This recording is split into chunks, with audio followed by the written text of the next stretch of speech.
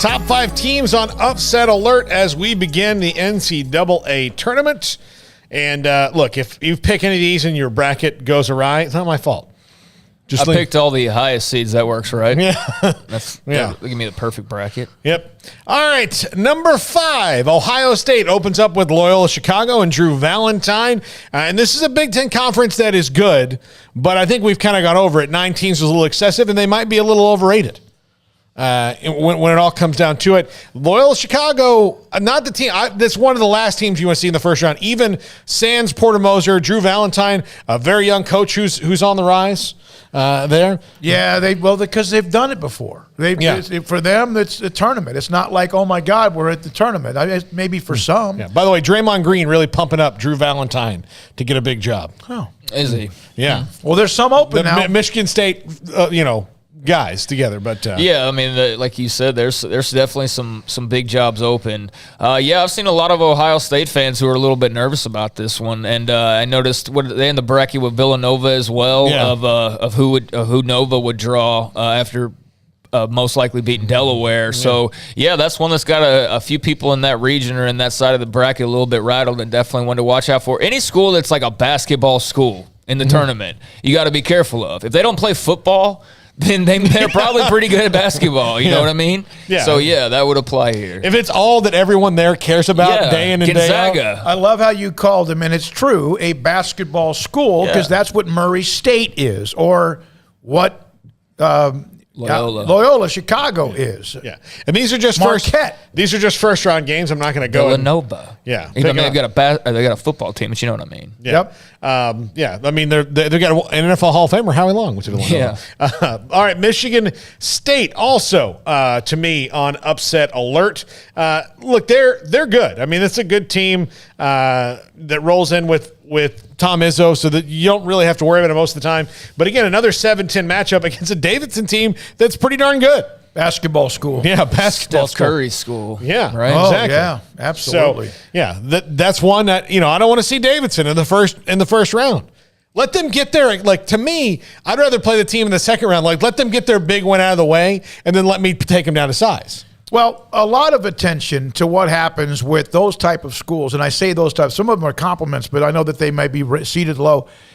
It's the first day, Thursday, Friday, oh my God, there'll be some oh my gods. And then by the end of the weekend, there might be one or two that trickle through because of the stats that I mentioned earlier, the trends earlier. But that's why the tournament is so special, is because of Vermont, Murray State, if they can get not just a win or two, but a win and to the next round when you have George Mason or even other teams that have gone a long, long way. All right, and this is my big swing of this at 13-4. I was going to ask what Zach Burke thought about the Michigan State draw. I don't know if you gathered his intel. I'll tell you, I have to call him later this week, so I'll ask him.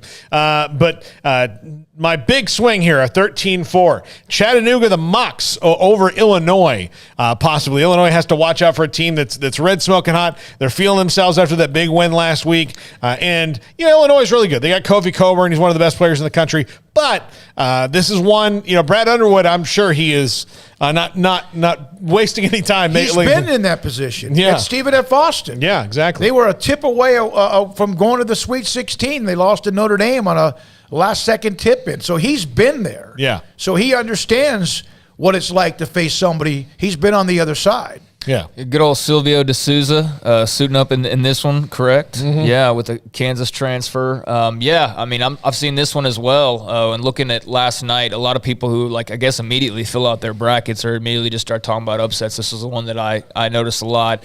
And you mentioned that Illinois' got a tremendous, great player, but it's about more than just that, and the Mocs are a dangerous team. So, Illinois definitely on upset watch. Yeah. Number 2, LSU. This is a team that, this is another 6-11 right here against Iowa State. Iowa State did not close the year the way that they'd want to, but if I'm an 11 seed and I draw a 6 team that just fired their coach under a scandal, I'd kind of welcome that as a fan, and I know that Evan said that LSU actually kind of could project out well to do something here in this tournament, but I do think that you lose your head coach last week unless you've got this real win one for the Gipper attitude, which I don't know if they will at LSU given everything that's going on.